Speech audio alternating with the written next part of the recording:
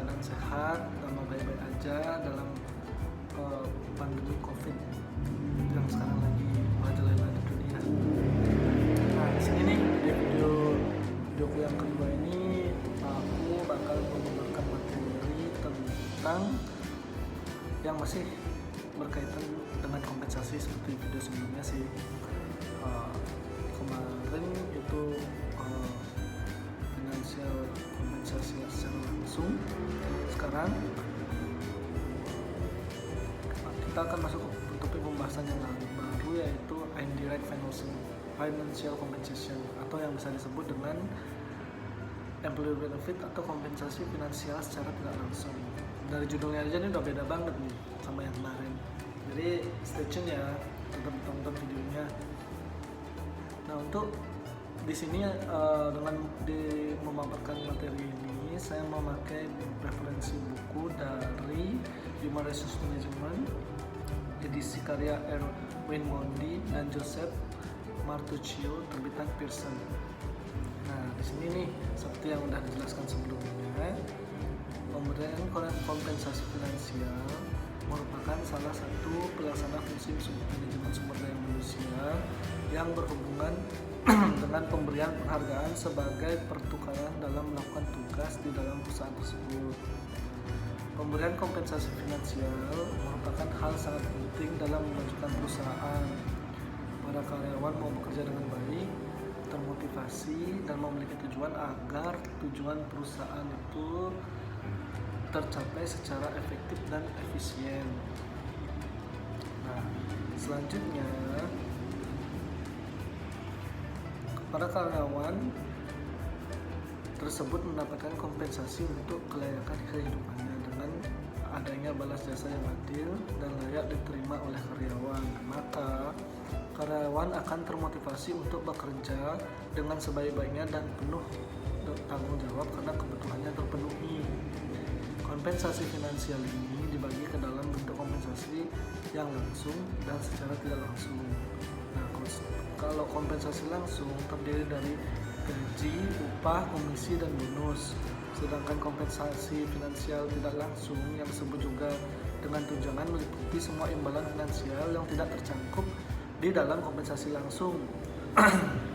Nah, untuk membahas lebih jauh mengenai kompensasi finansial secara tidak langsung, maka pembahasan materi ini akan dibagi menjadi 3 highlight utama, yaitu yang pertama, apa sih yang bisa kita ketahui dan pahami tentang kompensasi finansial secara tidak langsung.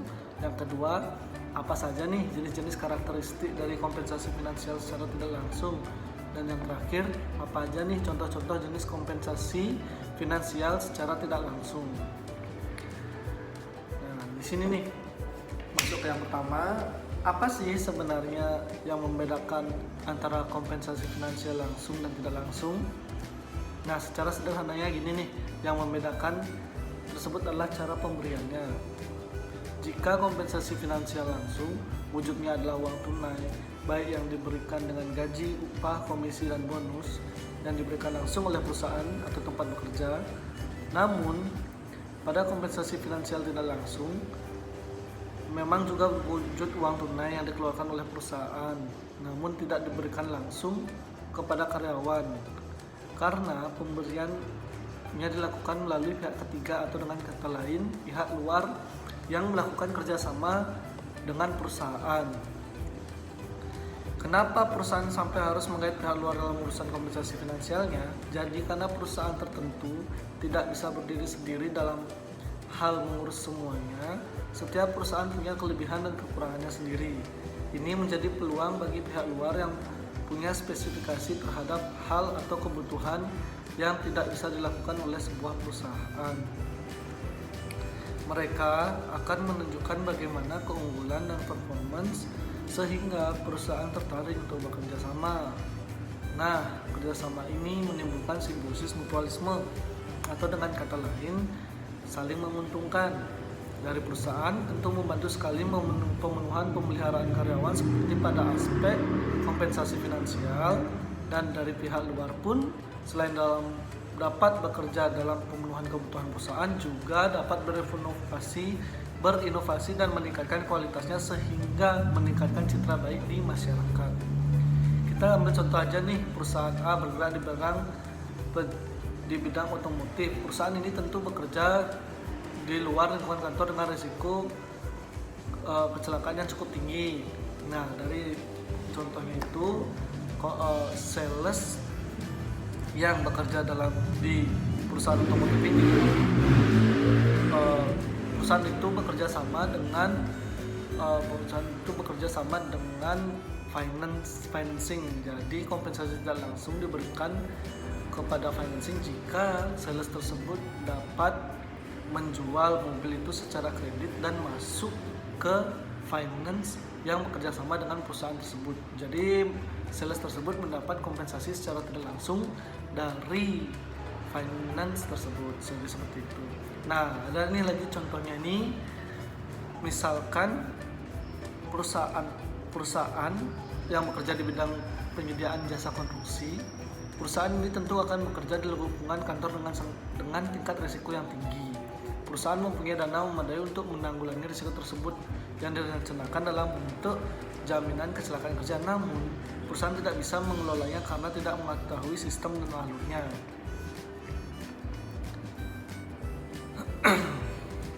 Sehingga perusahaan melakukan survei terhadap pihak luar atau perusahaan lain di luar yang dapat melakukan hal tersebut. Nah, setelah disurvei, didapatkanlah perusahaan C yang notabene adalah perusahaan yang fokus pada pengaturan dan pemberian jaminan kerja karyawan yang sudah sangat lama.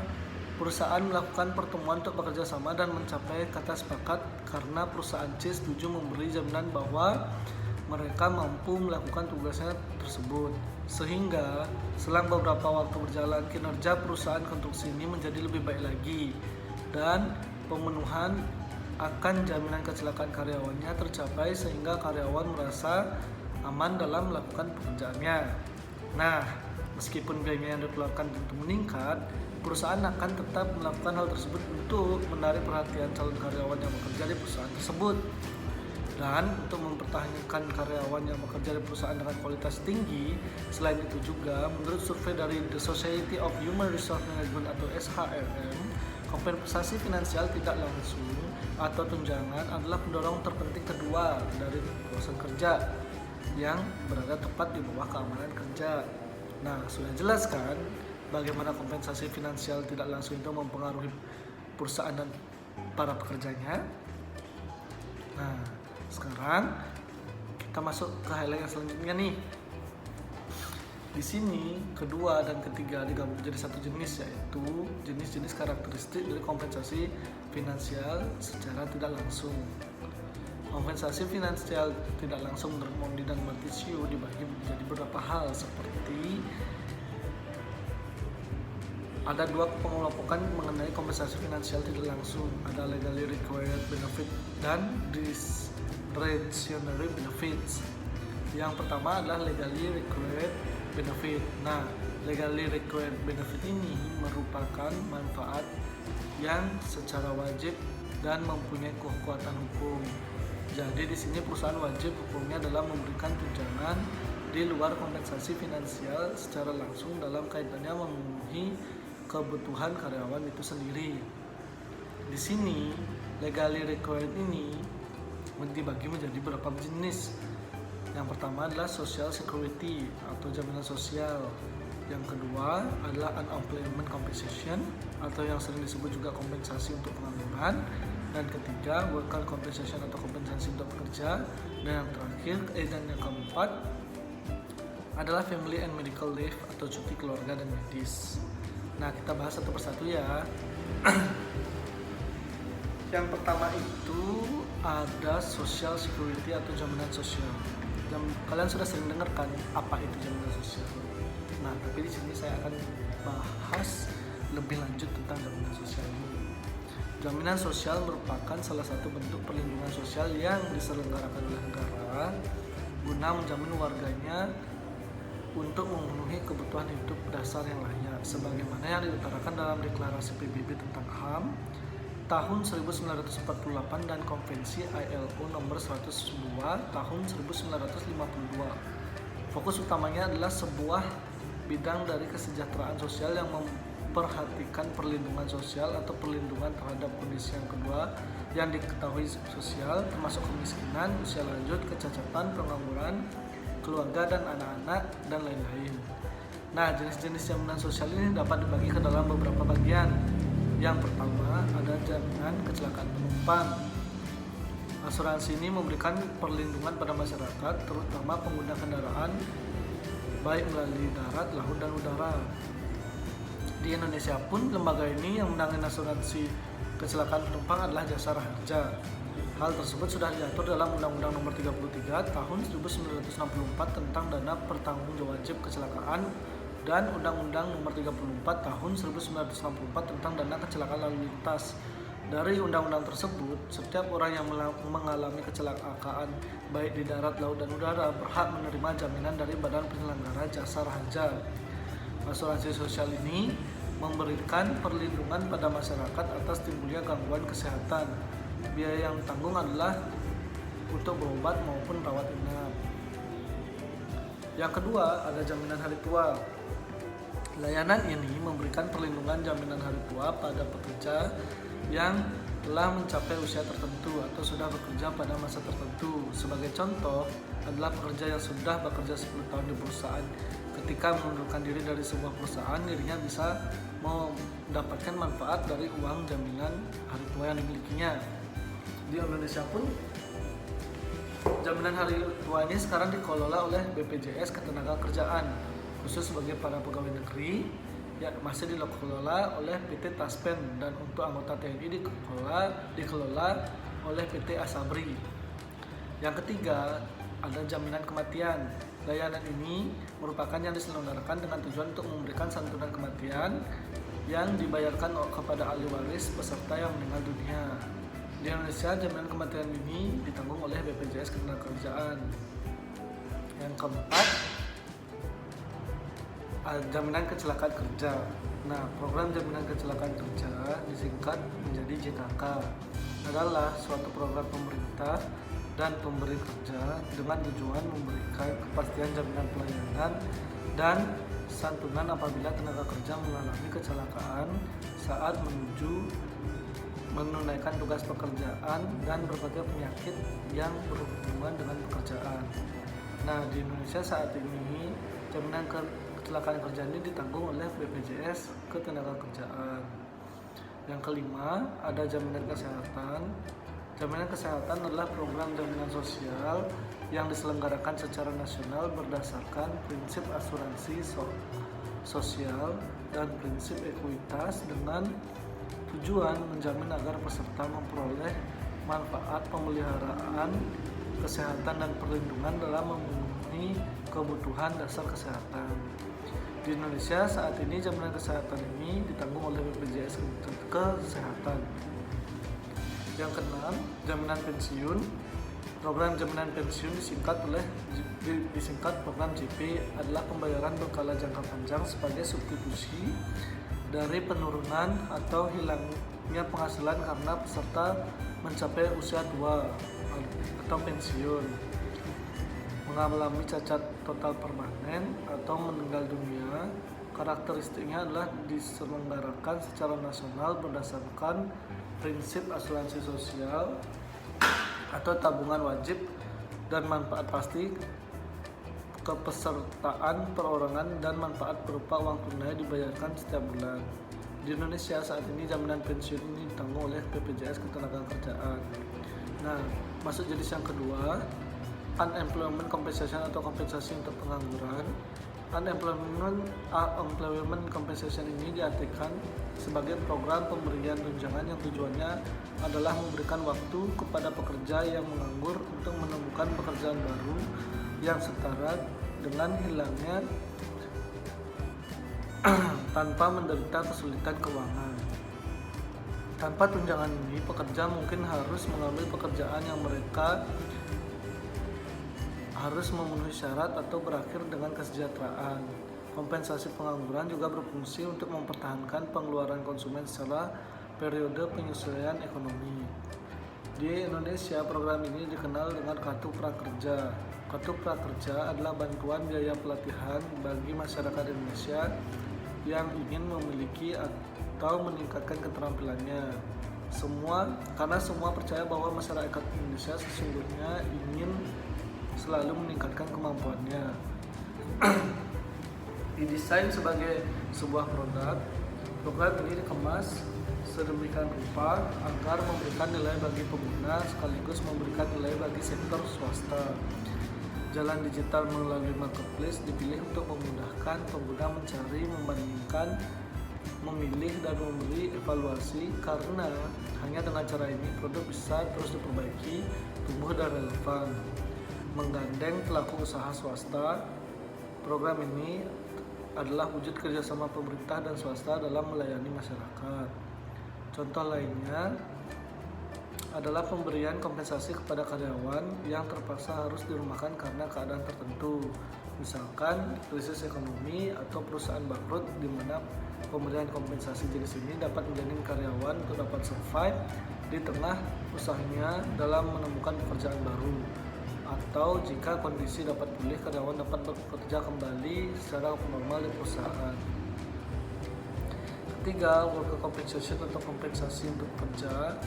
Kompensasi pekerja memberikan tingkat perlindungan finansial bagi karyawan yang mengeluarkan biaya akibat kecelakaan atau penyakit terkait pekerjaan dalam bentuk pertanggungan biaya rehabilitasi dan penggantian pendapatan sementara atau permanen, sebagian berdasarkan tingkat keparahan. Contoh kita ambil adalah asuransi.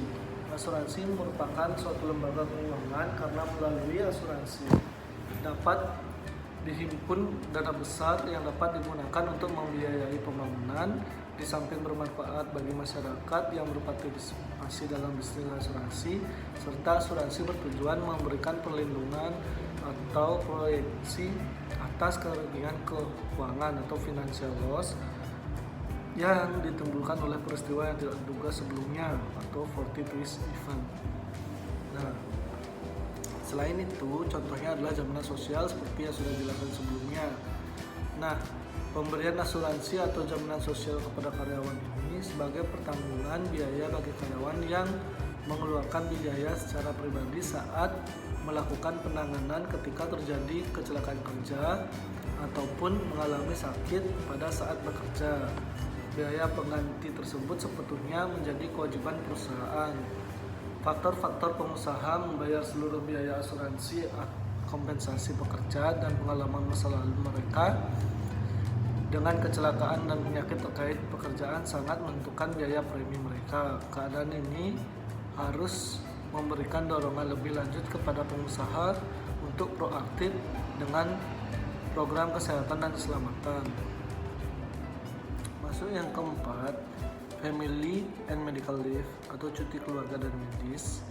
Cuti ini masuk dalam kategori cuti berbayar, di mana cuti berbayar merupakan jenis cuti perusahaan memiliki tanggung jawab untuk tetap membayar gaji atau upah kepada karyawan meskipun karyawan tersebut mengambil cuti karena alasan tertentu. Untuk penggolongan cuti keluarga adalah yang pertama karyawan menikah, cuti selama 3 hari, menikahkan anak, cuti selama 2 hari, acara keagamaan atau ibadah, cuti selama 1 hari, istri melahirkan atau mengalami keguguran, cuti selama 2 hari, dan keluarga inti meninggal dunia, cuti selama 2 hari. Sedangkan penggolongan cuti medis adalah cuti sakit. Di sini merupakan salah satu hak yang dimiliki oleh pekerja atau buruh sehingga mereka tidak perlu melakukan pekerjaan pada kurun waktu tertentu, dan pengusaha tetap harus memberikan upah serta tidak boleh melakukan pemutusan hubungan kerja. Skemanya adalah untuk 4 bulan pertama dibayar 100% dari upah, untuk 4 bulan kedua dibayar 75% dari upah, untuk 4 bulan ketiga dibayarkan 50% dari upah, dan untuk bulan selanjutnya dibayarkan 20% dari upah sebelum pemutusan hubungan kerja dilakukan oleh pengusaha. Cuti karena haid atau menstruasi berlaku 2 hari. Cuti karena mengandung atau hamil, waktu cuti 1,5 bulan sebelum kelahiran dan 1,5 bulan setelah kelahiran. Itu tadi mengenai legally required benefit yang terbagi menjadi beberapa jenis. Masuk ke garis besar kedua atau discretionary benefit. Discretionary benefit atau tunjangan diskresioner adalah tunjangan yang tidak terikat kepada target pencapaian formal, atau dengan kata lain bonus yang diberikan ke karyawan tergantung dari kebijakan perusahaan itu sendiri. Di sini discretionary benefit terbagi menjadi beberapa jenis, yaitu yang pertama paid time off atau gaji cuti, yang kedua healthcare atau layanan kesehatan, yang ketiga life insurance atau asuransi jiwa, yang keempat retirement plans atau rencana pensiun, dan yang kelima employee stock option plan atau rencana kepemilikan saham karyawan, keenam employee service atau layanan karyawan, ketujuh premium pay atau pembayaran premium. Nah, kita mulai dari yang pertama, yaitu paid time off atau gaji cuti, yaitu sebuah kebijakan yang menyediakan bayaran kepada karyawan yang jatuh sakit, liburan dan menjalani kegiatan pribadi yang boleh dipakai sebagai peningkatan kebutuhan atau keinginan. Kebijakan tersebut biasanya diberlakukan di Amerika Serikat, di mana tak ada persyaratan hukum federal untuk jumlah minimum dari bayaran hari-hari liburan. Dalam memberikan pembayaran untuk waktu yang tidak bekerja, pengusaha mengakui bahwa karyawan memerlukan waktu di luar waktu pekerjaan untuk berbagai keperluan. Dibahas di bagian berikut adalah pembayaran untuk cuti liburan, pembayaran untuk cuti sakit, cuti panjang, dan bentuk cuti lainnya. Pertama, cuti liburan. Waktu liburan melayani tujuan kompensasi yang penting, misalnya liburan berbayar, membantu pekerja menjadi lebih kreatif dan produktif, mengurangi stres, mendekatkan keluarga dan teman, meningkatkan kinerja pekerjaan. Mereka juga dapat mendorong karyawan untuk tetap bersama perusahaan. Waktu liburan berbayar biasanya meningkat seiring dengan senioritas. Misalnya karyawan dengan masa kerja 1 tahun mungkin menerima 2 minggu, bekerja 10 tahun 3 minggu, dan bekerja 15 tahun 4 minggu. Kedua, cuti panjang atau sementara. Ini dapat digolongkan cuti besar atau disebut juga istirahat panjang. Istirahat panjang diperuntukkan bagi yang loyal bekerja selama bertahun-tahun di perusahaan yang sama, namun tidak semua perusahaan memberikan cuti besar kepada karyawannya. Cuti besar hanya dilaksanakan untuk perusahaan-perusahaan tertentu saja. Setelah memiliki masa kerja selama 6 tahun, pekerja berhak mendapatkan cuti besar atau istirahat panjang yang dapat mengajukan istirahat pada tahun ke-7 atau ke-8 masing-masing selama 1 bulan. Apabila tidak mengajukan cuti besar 6 bulan setelah hak istirahat panjang itu muncul, maka hak Anda dinyatakan gugur. Ketiga, cuti tahunan. Cuti tahunan merupakan cuti waktu yang diberikan kepada tenaga kerja oleh instansi yang dapat digunakan sesuai kondisi dan keperluan tenaga kerja. Setiap tenaga kerja berhak mendapatkan 1 hari cuti dalam sebulan atau 12 hari dalam setahun. Namun instansi atau perusahaan berwenang juga untuk menolak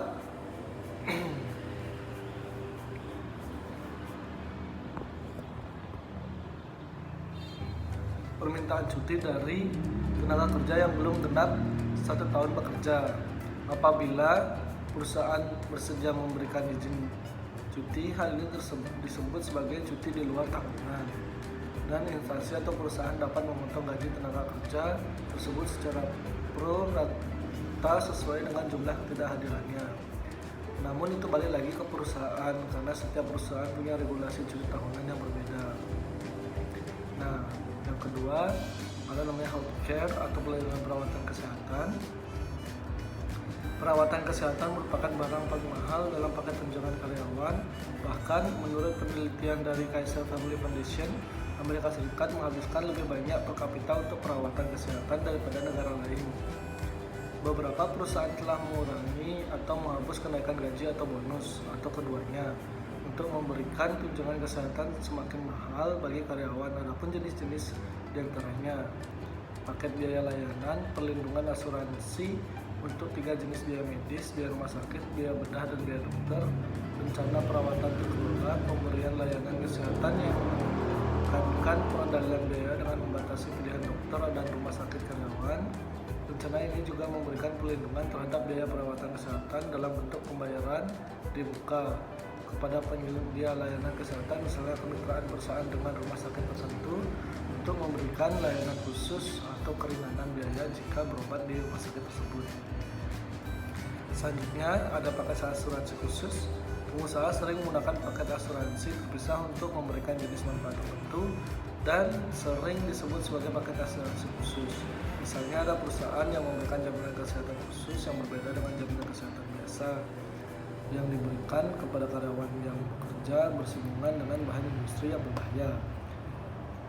Perawatan kesehatan yang digerakkan oleh konsumen mengacu pada tujuan membantu perusahaan meningkatkan kendali atas biaya, sementara juga memungkinkan karyawan untuk membuat pilihan yang lebih besar tentang perawatan kesehatan. Jadi, karyawan dapat mengusulkan layanan kesehatan apa yang bisa didapatkan selama bekerja di perusahaan, entah medical check-up, cek tensi dan gula dan lain-lain. Ketiga ada life insurance atau asuransi jiwa. Asuransi jiwa yang disponsori oleh perusahaan melindungi keluarga karyawan dengan membayar jumlah tertentu setelah kematian karyawan. Rencana ini sering termasuk kematian karena kecelakaan dan klaim pemotongan yang membayar manfaat tambahan jika kematian adalah akibat dari kecelakaan atau jika karyawan mengalami kehilangan anggota tubuh